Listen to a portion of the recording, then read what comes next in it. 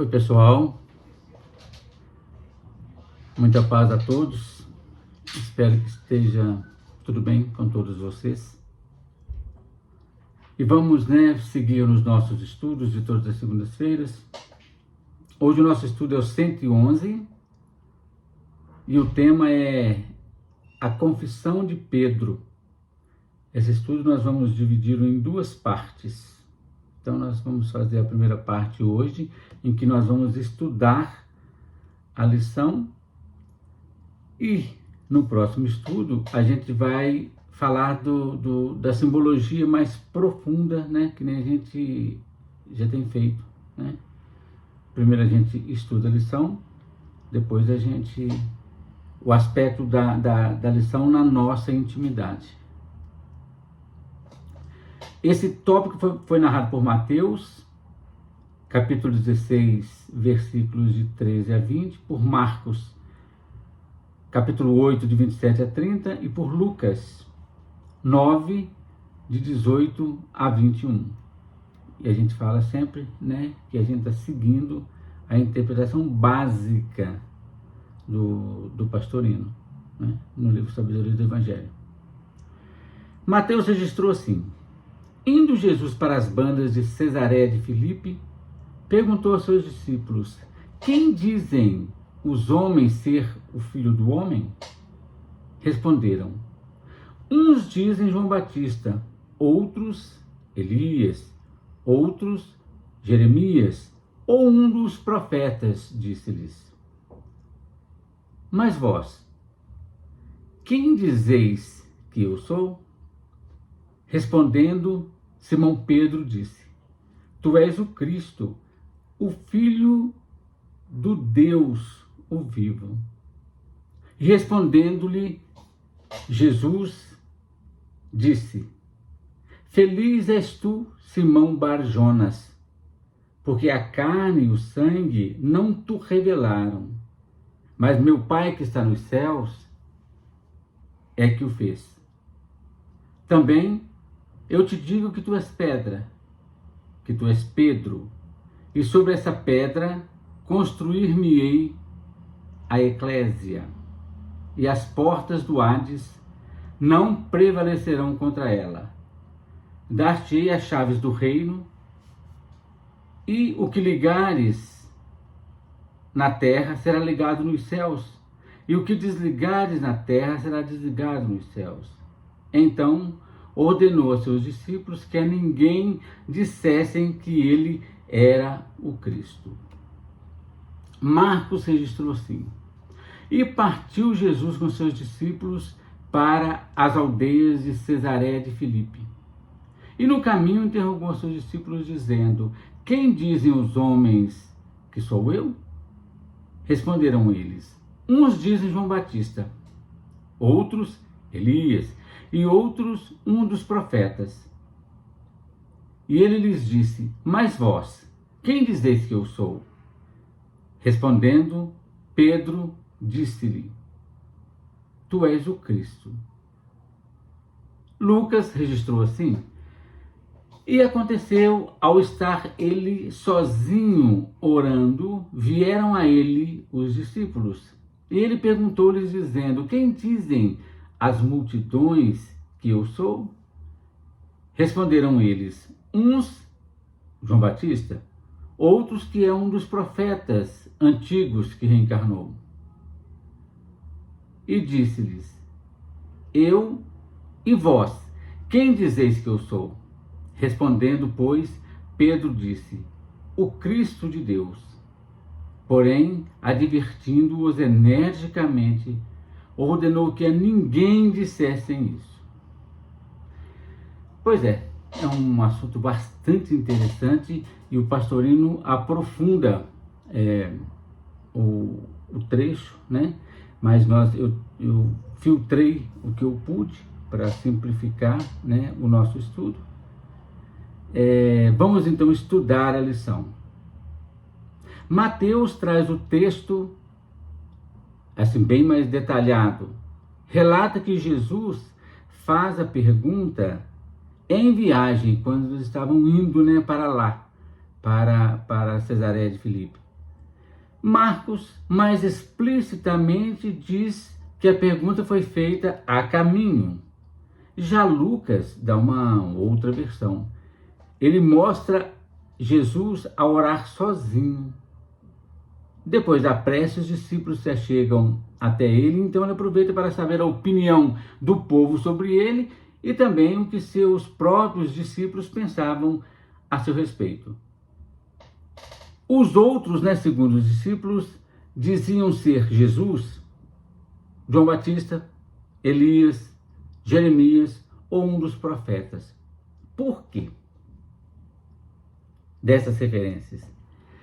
Como a gente lembra sempre, não tem nada à toa no Evangelho, tudo é muito bem amarrado. A gente só precisa tirar o espírito da letra, né? Então, cada uma dessas referências aqui, nós vamos tratar. Primeiro, na letra A, João Batista. Por que citaram João Batista? Porque era a crença de Herodes, sobretudo pelo remorso que ele tinha de ter mandado matar João Batista. E Herodes conhecia bem a ideia da reencarnação. Então ele achou que ele matou João Batista e João Batista voltou em Jesus. B. Elias. Essa crença está baseada na convicção das palavras claras do profeta Malaquias, capítulo 3, versículos 23 e 24, que não deixam a mínima dúvida a respeito da volta do profeta Elias a fim de restaurar Israel para a chegada do Messias. E pelo que a gente entende, de fato, Elias reencarnou, segundo os estudos da doutrina, como João Batista, né? Para preparar os caminhos para Jesus. Então a profecia se cumpriu perfeitamente. C, diziam que é o profeta Jeremias. Esta opinião está baseada no segundo livro dos Macabeus, capítulo 2, versículos de 1 a 12, onde o livro de Macabeus afirma que a arca, o tabernáculo e o altar dos perfumes foram escondidos por Jeremias numa gruta no Monte Nebo. E por ele mesmo foi vedada e selada a entrada, da pedra. Ele mesmo vedou isso. Ele escondeu tudo lá e vedou a pedra. Daí então veio a ideia de que Jeremias voltaria, isto é, reencarnaria para indicar o local que só ele conhecia, a fim de reaver todos aqueles objetos sagrados.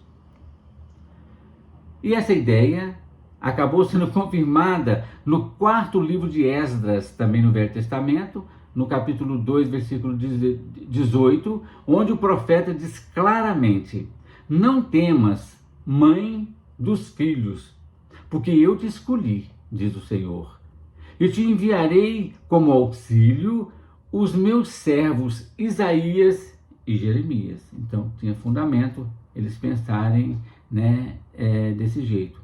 E D, diziam que era um profeta. Lucas diz isso no sentido, registrou isso no sentido bastante amplo, né? Ele diz, um profeta dos antigos que reencarnou.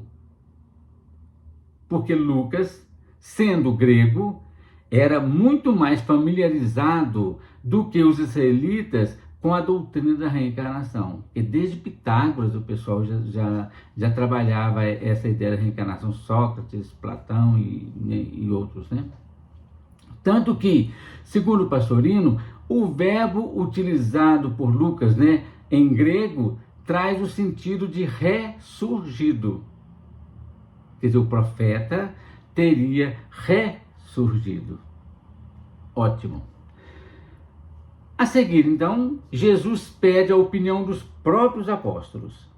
Jesus se dirige a eles para saber qual a opinião pessoal deles. E Pedro, temperamental, como a gente já viu diversas vezes, e ardoroso, responde assim taxativamente. Segundo Marcos, ele disse, tu és o Cristo. Segundo Lucas, ele disse, tu és o Cristo de Deus. E segundo Mateus, ele disse: Tu és o Cristo, o Filho de Deus, o vivo. Cristo, né, que vem lá do grego, significa ungido. Ungido para quê? Ungido com a missão de levar a palavra de Deus, ou trazer a palavra de Deus dos mundos superiores para revelar à comunidade terrena, né, à humanidade. Jesus, respondendo, disse-lhe: Feliz és tu, Simão Bar-Jonas, ou filho de Jonas, né? Porque não foi nem a carne e nem o sangue que te revelaram, mas meu Pai que está nos céus. E Jesus faz uma coisa interessante. Também eu te digo, tu és Pedro, e sobre essa pedra construir-me-ei a eclésia. É muito interessante, porque há outras versões que está escrito assim: e sobre essa pedra construirei a minha igreja. E segundo o Pastorino, não é isso que está escrito. E sobre essa pedra construir-me-ei a eclésia. Gente, isso faz toda a diferença, né? A palavra eclésia, transliterada, que vem lá do grego, transliterada para o latim também como eclésia, passou para nós, aqui no português, como sendo igreja. Tanto a palavra eclésia quanto a sinagogue, que vem lá do grego, tinham o sentido de ajuntamento acidental de pessoas, um agrupamento qualquer com ideias heterogêneas. Eles se reuniam para conversar, cada um trazendo a sua ideia. Até pouco antes do início do cristianismo, a palavra eclésia e mesmo a palavra sinagoga passaram a ter sentido diferente desse do grego. Passou a ter o sentido de assembleia regular de pessoas com pensamentos homogêneos. Todo mundo que estava ali pensava da mesma forma. Mudou completamente a ideia da eclésia e de sinagogue do grego antigo. E nesse tempo já designava o grupo reunido, isto é, a reunião, como local do templo, o local com a reunião. E esse é o sentido que nós temos até hoje, né? A gente fala, vamos à igreja, e a igreja para nós é um templo. Mas efetivamente a igreja é a reunião das pessoas. Tá certo? É tão importante. Por que igreja, no sentido espiritual, não pode ser um local, um templo? É só lembrar que os apóstolos de Jesus, eles não tinham nem igreja nem sinagoga, eles não tinham recursos financeiros para fazer isso, e também não tinham ainda herdado templos dos deuses pagãos romanos para utilizarem como igreja. Só mais adiante que isso aconteceu. Então o que ocorreu? Os discípulos, eles viam Jesus trazer a sua palavra divina na casa dos pescadores, né? A igreja do caminho, nas sinagogas judaicas, ou nas reuniões informais, nas casas de Pedro, lá em Cafarnaum, na casa de Simão, o leproso, em Betânia, na casa de Levi e de Zaqueu, em Jerusalém. Então Jesus levava a sua palavra onde quer que fosse preciso. Mas, essa é a justificativa porque que a ideia não é de templo, e sim de juntamento de pessoas, né? Porque os grandes feitos que os discípulos presenciaram se deram todos além das paredes de um templo. Se deram nos campos, nas montanhas, no mar, né? Nas praças. Portanto, o templo era a própria natureza. Desse modo, o sentido de que Jesus disse a Pedro, de modo algum se traduzia com a ideia da construção de templo, mas a ideia de construir-se igreja no coração de cada criatura. Olha, Jesus pegou a ideia de Pedro, Pedro disse, tu és o Cristo, o Filho de Deus, o vivo. E falou, já que você percebeu isso porque foi a alta espiritualidade que te inspirou, eu te digo, tu és Pedro, és pedra. Quer dizer, e sobre o processo da solidez disso que você disse, eu me construirei igreja sobre essa pedra. Né? E significa então que toda a igreja, Jesus Cristo, ou o Cristo, melhor dizendo, vai se constituir igreja, isto é, reunido com cada criatura no centro do seu coração sagrado. Então tem a expressão, as portas do Hades não prevalecerão contra ela. A metáfora portas do Hades representa tomando todo pela parte, isto é, quando você entra no Hades, você está no Hades, mais ou menos isso. E o Hades, muitas vezes também traduzido como inferno, e as portas do inferno não prevaleceram contra elas, tem versões que são assim. O Hades designava o habitat dos desencarnados comuns, aquelas pessoas que estão no astral inferior, que para a doutrina espírita a gente pode chamar de umbral, né?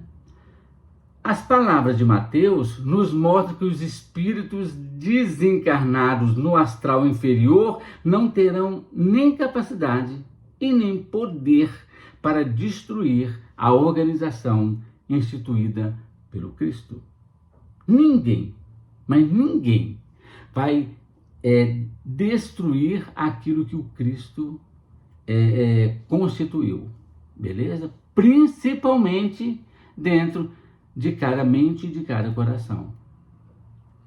Jesus diz também, dar-te-ei as chaves do reino dos céus. Chaves, as chaves constituem símbolo de autoridade, né? Uma investidura num cargo de confiança. Ninguém dá a chave para alguém que você não confia, né? De jeito nenhum. Mesma coisa de dar a senha, vamos dizer assim hoje. Ninguém faz isso. A não ser uma coisa, né, uma confiança extrema. O profeta Isaías, lá no livro dele, no capítulo 22, versículo 22, falando da designação de Eliaquim, filho de Ilquia, para prefeito do palácio, ele diz, porei sobre seu ombro a chave da casa de Davi. Ele abrirá e ninguém fechará. Fechará e ninguém abrirá. O livro do Apocalipse 3, capítulo 3, versículo 7, aplica ao Cristo essa prerrogativa dizendo, isto diz o santo, o verdadeiro, o que tem a chave de Davi, que abre e ninguém fechará, o que fecha e ninguém abrirá. E em Lucas, né, no Evangelho de Lucas, no capítulo 11, versículo 52, Jesus disse, ai de vós, doutores da lei, porque tirastes as chaves da ciência, vós mesmos não entrastes e impedistes os que entravam. Sobre a ideia de ligar e desligar. Após, então, a metáfora das chaves trazida por Jesus, o que se pode esperar como complemento dessa frase é abrir e fechar. E não como abrir e fechar como está escrito lá em Isaías. E não ligar e desligar. Olha que interessante. A gente lê isso e passa até despercebido. Os estudiosos sugerem que essas palavras foram colocadas fora do contexto, porque o local original delas seria quando Jesus fala sobre o perdão, aquela passagem que fala de perdoar 70 vezes 7, né? Porque assim é fácil da gente entender que, ao perdoarmos, desligamos nós do nosso adversário. É como se a gente se livrasse daquele adversário, né? E não perdoando, o manteremos ligado a nós pelos laços do ódio ou da vingança. Aí é ligar e desligar. Portanto, se ligarmos ou desligarmos na terra como encarnados, estando a caminho com ele, como diz Jesus, será feito o mesmo no plano espiritual, ligar ou desligar. Aí sim, os estudiosos acham que essa frase, quando foi impressa em lugar diferente, mas são estudos, né? É só para a gente ter essa ideia. Por fim, Jesus ordenou aos seus discípulos que a ninguém dissessem que ele era o Cristo. É a mesma recomendação. Toda vez que Jesus fazia um milagre, né? Ele falava para a pessoa para não contar para ninguém, o que não adiantava muito, né? As pessoas acabavam contando. Então essa é a mesma recomendação que Jesus sempre fazia após as suas operações de esclarecimento, né? Traduzidas como milagre, né? E aqui, muito mais precisamente, faz muito mais sentido essa frase aqui, porque aqui se trata de conversa íntima espiritual de Jesus com seus discípulos, pois o segredo da realização crística pertence exclusivamente à criatura que se unificou ao seu ser amado. Interessante. E além do mais, se as criaturas, as pessoas daquela época e até hoje, ainda não entendiam como é que era a individualidade do Cristo manifestada na personalidade de Jesus, como é que eles iriam compreender a manifestação direta do próprio Verbo de Deus, como Pedro perfeitamente testificou: tu és o Cristo, o Filho de Deus, o vivo. Gente, é bastante profundo, eu filtrei assim, o máximo que eu pude para a gente tentar trazer dentro dessa linha que a gente vem estudando. Então, no próximo estudo, né, para não ficar muito longo, no próximo estudo a gente vai trazer esse mesmo estudo, só que na versão da nossa própria intimidade. Muita paz a todos e na segunda-feira a gente continua então.